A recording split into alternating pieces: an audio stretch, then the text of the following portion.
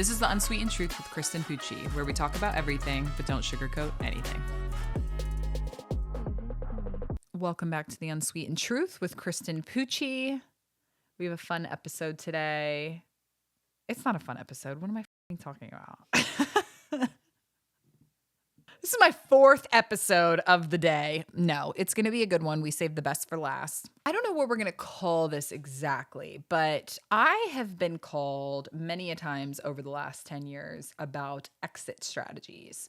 So how to, if somebody doesn't know what an exit strategy is, it is how to leave the current job that you're in and go to a new job. Now, sometimes people have called me because they're looking to leave a job that they're in and they want to go to another job, or they're leaving the job that they're in because they want to start their own company. And I had worked in executive level recruiting and headhunting for many years. And so typically the people that are calling me that I'm dealing with are high profile people. They are managers. They have a lot of experience. And they have people that follow them. They might be mid-project. They just are higher up. They might even have partial ownership in a company. And so it's really a total game with a bit of an equation in regards to what you should be doing when leaving a job. Now, I want to be very clear before we get into any of this. This is me from a recruiter mindset.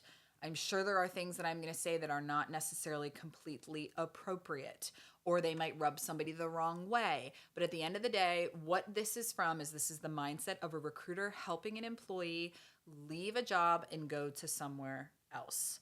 That is it. Do not come for me. I know that some of the things I'm going to say are going to make people uncomfortable. I get it. Leaving jobs are uncomfortable. But without further ado, let's get into it. So, what every single client that I have had over the last couple of years deals with when they first kind of like decide, right? And some haven't even decided yet. Let's even back up even further than that. A lot of people go back and forth for a while on whether or not they want to leave the high-level executive job that they're in.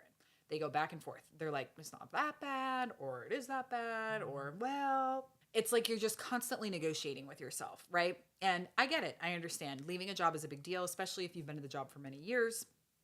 I totally understand. So what is tough about it, though, is that you're going to, not just from like a financial perspective or a career perspective, you're also going to go through an emotional like roller coaster during this, right? Like you're going to feel a bit of guilt because you feel like you're like abandoning the employer, or you just feel like you're leaving them, or maybe it's something that you've tried at for a really long time. You've tried to help with the culture. You've tried to fix problems at the company and they're just not getting better. You just feel guilt that you're leaving your friends there. You feel guilt that you're maybe leaving your boss, but you really hate the company. Like there's so much guilt that could come along with it. And I want you to know that I understand that. There's also an element of sadness that could happen. Like obviously you've formed relationships with people that you work with. You've worked at this job for a while. The clients that are going to be there, you can't usually bring clients with you from one job to another, but you might be a little bit sad. Totally understandable. Totally understandable. And so what I would say about that is just, it's okay. Feel the feelings. I'm not going to tell you not to feel the feelings. You might be scared. That's another thing too. You might be really scared that you're going to be trying something new. You are literally signing up for change. And you're signing up for something typically based off what other people are saying, right? Like you're going to an interview and, they're like, this place is great. I love it here. Da, da, da, da, da. And it's like, okay, cool. But how do I really know that it's great? You don't, right? You don't know that it's great. And you only will know that it's great or not great once you're in there. So there is an element of risk of changing jobs. And I understand that. And people have a lot of fear surrounding that. There's a lot of like, is the grass truly greener on the other side? And you're questioning that and you're going back and forth. Totally get it. Totally validate that. Just make sure you're doing a lot of research and you're not only talking to HR or a direct manager or somebody that needs you. That would be some advice to make you feel better about it. Get in touch with somebody else at the company, a client of the company or something like that, to determine whether or not it's a good company, not just from the people who are trying to like loop you in and sell you on it. So something you may also feel is a little bit of second guessing. You might regret the decision. I've seen a lot of people. We had a client that literally, they called it the boomerang club because like somebody would leave and then they come back and whatever. That happens, totally normal. People will leave something And that's why it's really important to try to not leave a job on bad terms. There's been jobs that I definitely have left on less than good terms. And whether or not that was because of something I did or because of something they did, to each their own, it's just what happened. But I totally understand that there could be a little bit of regret and second guessing that's coming into play. Something else could also be like frustration, like anger, frustration, because you're frustrated that you have to leave. Usually people don't really want to have to go somewhere else and do something else unless they feel like they have to. I'd say that's probably a majority of why people change jobs is because they feel like they have to versus feeling like they want to, right? Like an incredible opportunity opens up or something like that. They feel like they have to. So there's a lot of like anger and resentment towards the company that they've forced you to get to this place that you now feel like you have to leave and you have to make a choice that you maybe don't really even want to make. Maybe there was a time that you're like a bit nostalgic about, that there was a time that you really loved working there and you just don't like it anymore. Or things have changed and it's just a different company than when you first started. So all these things are totally normal and totally normal. And honestly, some of you, when you really make the decision to leave and go somewhere else, you might feel a sense of relief. You might have talked up this big, scary step as so much worse than it actually was, and it's really not all that bad. You might feel a sense of relief once you actually just rip the Band-Aid off and you roll. So the big thing is you just need to decide whether or not you're staying or whether or not you're leaving. You can't really have one foot in the door or one foot out of the door as an executive. It's really dangerous. It can, harm your reputation. It can affect how your team views you. So if you feel like you're out, you need to be out. If you feel like you want to stay, you need to stay. But it's kind of like a marriage, right? Like you can't be like half into it. You either got to be fully into it or you need to not be into it. 100%. So let's say, based on many of the clients that have called me, you've decided you want to leave. Now what? So executives usually are very reluctant because at many, many companies, this is majority, if someone at the company was to find out that you wanted to leave, you might get fired immediately. You might get escorted out of the building. This stuff is not unheard of. It's not only what you see in shows and movies. Like it actually genuinely happens. People get escorted out of workplaces that they've worked in for 40 some odd years. And then they give one complaint and they're gone, escorted out. It's very uncomfortable having these types of conversations. So what I'm going to recommend to you from a recruiter, from all the hundreds and hundreds and hundreds of people that I have helped change jobs, when you decide that you want to leave, you're not going to tell anyone, okay? At your workplace.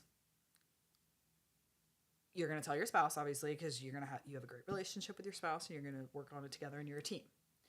You're not going to tell anybody else at the workplace. Reason being, the guilt will kick in. You're going to feel like you want to give people a heads up. You're going to feel like you want to let them know. Not good. Think about the position that you just put that other person in. Do you think they're really going to keep that secret? No. Now they're going to be nervous and they're going to panic and they're going to go, oh my gosh, this person's leaving. You don't tell anybody else internally. Nobody above you, nobody below you.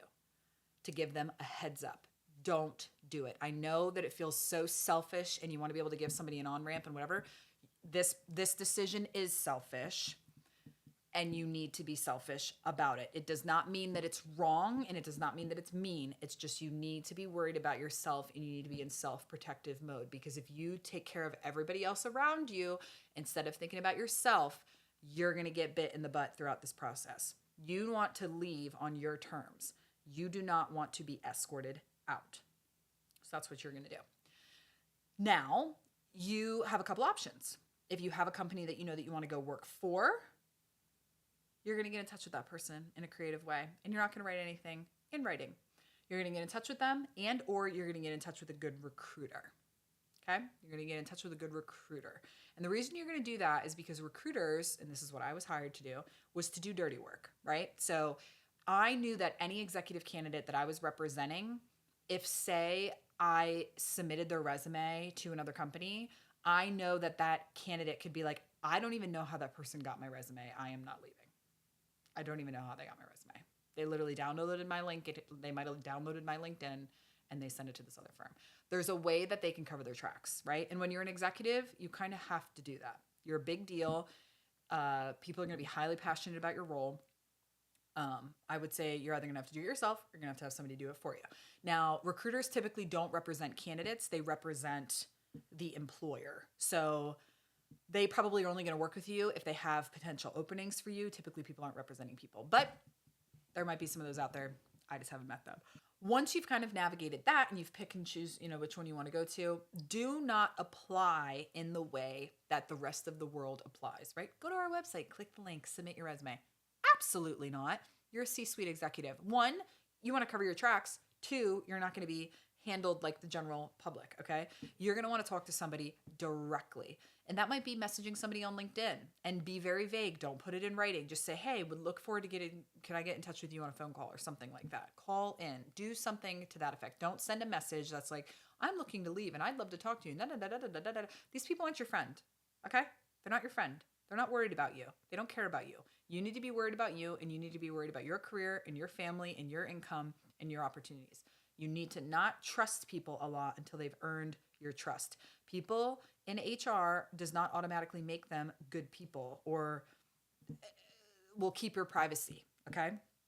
I saw this a ton in the construction industry, which is why I'm convinced they needed so many recruiters, was because it's so incestuous and so many people know each other. And so when you work in an area like that, or in an industry like that, if one person hears wind, like if an HR person hears wind and then tells somebody else at that company, chances are that person, somebody knows somebody that knows you.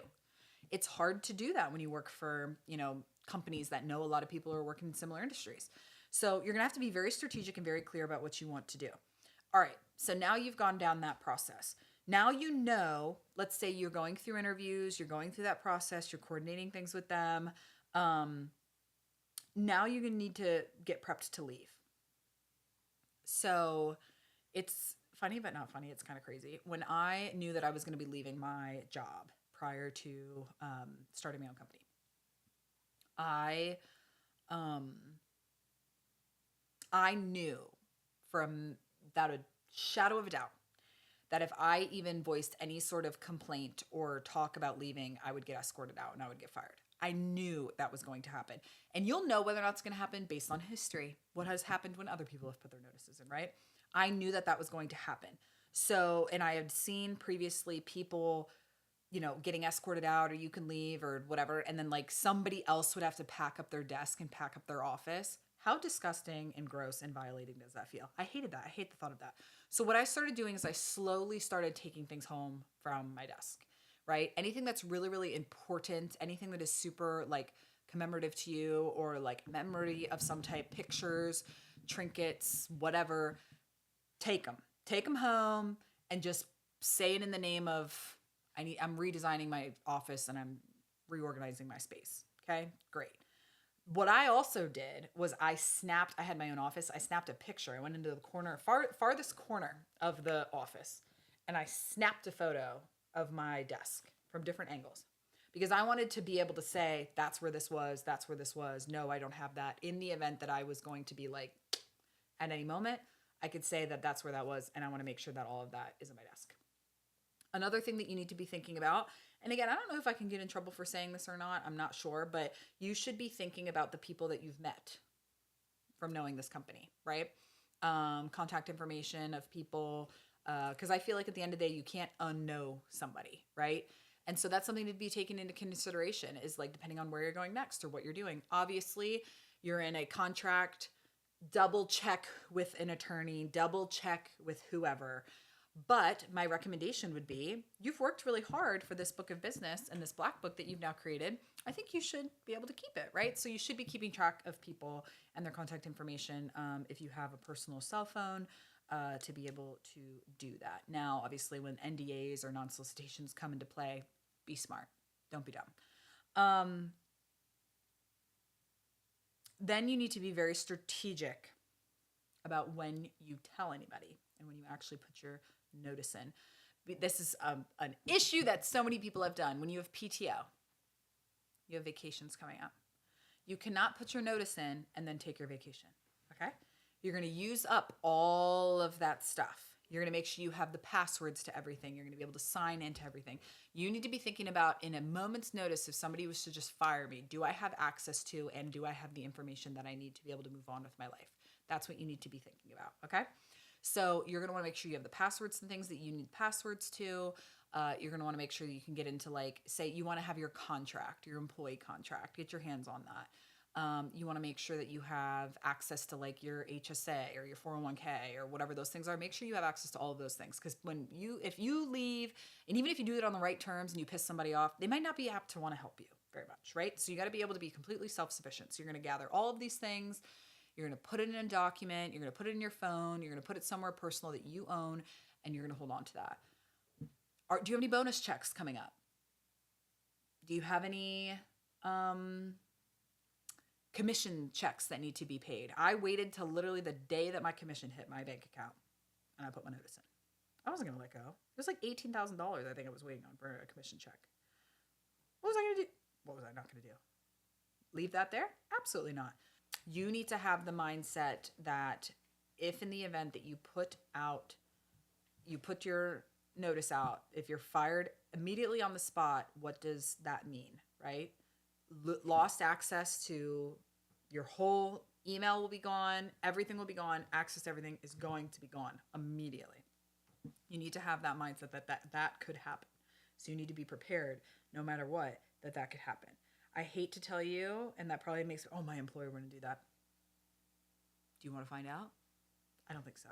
So just prep for it. Plan for the worst, hope for the best. Okay? In between those two jobs, a recommendation that I always give to executives is, especially ones that are coming from maybe not incredibly healthy work environments, is they need to detox. I consider it like a relationship, right? Like you need to like completely detox the one relationship that you're in, get some healing, spend some time, and then go into the next job, the next relationship per se, right? So usually to my executive clients over the years, what I would explain to them is, hey, like you need to be at least taking a week in between leaving the one job, working the notice, week off, then starting the new job. Get your desk organized, get the things together, do all the things that you need to do. That's what you need to be doing. And that's what I would recommend. Yeah, so you definitely want to take some time off. And maybe even in that time, guys, that you're taking that time off, you're reflecting. Actually, I'm going to back up and say you should be reflecting on how, let's say you're leaving like an unhealthy work environment, you're leaving somewhere that's become pretty toxic. You need to be like reflecting prior to starting a new job somewhere, how you got into that work environment. And why you stayed for as long as you stayed. So, for example, you need to be very secure in your understanding of how you got to the job that you were at and what about it is unhealthy and what about a workplace can be unhealthy before you just dip and go somewhere else. I literally was just having conversations with somebody like this, like last year, and it's someone in my family, and I just remember talking about it with them, and they were like, I just need to get out. I just need to get out. And if you're so focused on just getting out and getting a new job, because of where you are in your frame of reference, you think that anywhere is better. And that's not true, okay? There are a lot worse situations. You could be in a very bad situation, but I guarantee, without a shadow of a doubt, there is a worse situation that you could be in. That's not me not validating where you are. It's me telling you that you need to be very careful from going. I always said this to my clients. I said, you cannot just be at a bad and go to a new bad. You need to be at a bad and you need to go to a better. And you need to figure out why you are at a bad. And maybe it didn't initially start as a bad, but became a bad, all fine. But you need to like be very in tune with what you like and what you don't like. So that way, you know, before you go to this next place, actually going to be the right place for you. You need to be very careful and fight that temptation of that mindset of anywhere would be better than here. Anywhere would be better than the job that I'm at right now. That is a lie. Do not believe it. I guarantee you can be in a way worse off spot than you're in right now. So be very mindful, reflect, think about it. Just marinate, do some research, and do some research on companies that you're interviewing with. Come with really good questions. Come with really, really, really good questions. Not about benefits, not about pay. Those are easy questions you can ask in an email. You need to be asking the big questions, the management questions, the beliefs, morals, values, work-life balance. What do they look for? How will I know I'm succeeding? You need to get very serious about the questions that you're asking to determine if it's a good work environment. I think like when you're taking contact information, I think there's a difference between like funneling out of the Salesforce system, right? Like downloading and stealing company information than it is like, I know John, here's John's cell phone number. I'm putting John's cell phone number in my phone. There's a very big difference between those two things. Like there's difference in like downloading and, like funneling information to your personal email. You probably can get in trouble for that. So that's something that you need to just determine and figure out based off of, whoever you want to talk to or whatever your, employment contract says. But a really good thought though, and a good question would just be like, what do I do with that information now? Well, so depending on how your company asks you to handle it, they may say, hey, we want you to send this out to everybody and let them know that you're no longer going to be at the company. Some companies may literally just fire you and then you never have the opportunity to say anything to anyone. And at that point, that's one of those situations that if I was you, I probably would reach out directly to them. Like if they're people that are beneficial or important to me, or maybe in your next role or your next thing that you're doing, it would be good to still maintain those relationships. I think that would be a place to do it. Another thing that would be really smart to do, guys, would be that I know that you absolutely can do, connect with all of these people on LinkedIn, right? Like your LinkedIn profile is your LinkedIn profile. I know that like some companies, like we had a guy that was a speaker for a freaking bank and he was like, I can't, be tagged in anything for work and whatever. There's probably some types of companies that are like very neurotic about that. And they think that they also own your personal social media, which is psychotic to me. But I understand from like a professional, like privacy liability standpoint, but just be smart about what people can put online, whatever. Soapbox is done. But you should go and connect with all these people on LinkedIn. Make a connection, keep a connection. And that way you can stay in touch with them no matter what happens or where you end up. Because again, depending on the company and depending on the situation, the whatever the policy is about obtaining or, taking the contact information of people you've met while you're working there, could be a little hairy. So something that you should be thinking about, and this could be whether or not you're leaving a job to go to another role, or many people that I've come in contact with, they'll call me and say like, hey, I want to leave my company and start, or I want to leave the company I'm at and start my own company.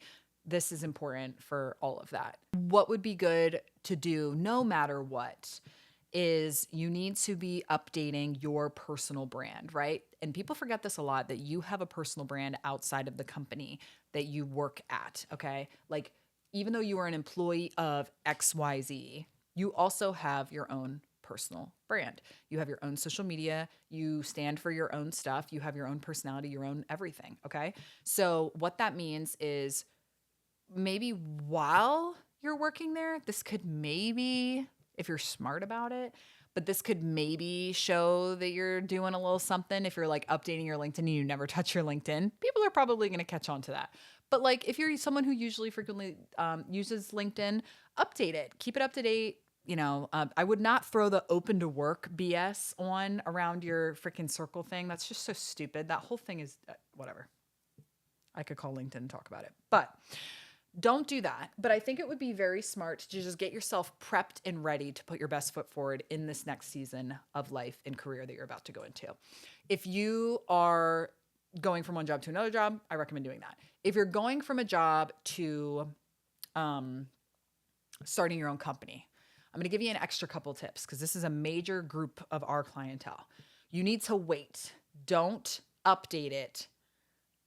You need to be strategic about when you update your network of what you're doing, because that realistically is the launch of your company from a public standpoint. You can privately get your business up and going and ready to go, like things, and we happen to do this very well, websites, business cards, messaging, one-pagers, sales sheets, all of those types of things, right? You need to get those done, and those can all be done privately. But when you announce publicly when your company is available, that should be the day that you immediately are starting to take businesses. So you need to be very, very specific about the little notification, the little toggle on LinkedIn. You need to make sure that that just doesn't just like go rogue and update it. When you update your employment, it notifies your network if you have your little toggle on, okay? But that doesn't mean that you want to keep your toggle off because you want to update your LinkedIn. You need to have a little self-control and a little patience and go, when would it make sense? When would be the best time to do this? There's people out there that specialize in that. Maybe give us a call. But really be strategic about what you're going to do and when you're going to do it. And know that you want to come out with a bang. I had a client one time. I allowed them to trickle. Their announcement. Horrible idea. I think they were nervous in starting their own business. They were just nervous about not being accepted. So they were like, okay, if I only showed 10% of myself at a time, that's only 10% of myself that's being rejected instead of 100%, whatever. I think that was an insecurity. If that came around this time again, I would handle it totally differently, but you need to release your company with a bang. And all those people that you maybe put in your phone or you connected with or whatever, potential clients. Now these people are potential clients. You know them from your previous job. You want to hold on to these people. They've had experience with you. So that would be something I would definitely recommend. Totally something, if you want to reach out to us, feel free to do so. We would love to help you navigate that. Little plug for Cray Services, because this is an industry that we absolutely love working in. This like last hoorah, or this last little season of your career, this my time of your career is something that we definitely specialize in. So feel free to reach out to us. I've worked with a lot of executives. I am a business owner, and I definitely know how to make it successful, and so does the rest of my team. So thank you so much for listening to this podcast on exit strategies. I hope it was helpful. I hope if you're considering leaving a job, just know it's okay. But I can just tell you right now, if you're in a job that you just consistently dread, not just you had a bad day one time, you consistently dread. Your boss is an asshole. You don't like them very much. And maybe you got a new boss. You loved your old boss. There's so much that can go on. And just know that you're not alone. It's a big decision. You're brave. You can make this decision. You can do it scared. But I believe in you, and I'd be happy to coach you through it. But hopefully this podcast was able to help you with all of that. So feel free to reach out to us. I hope you like this podcast, and I look forward to talking to you guys next week.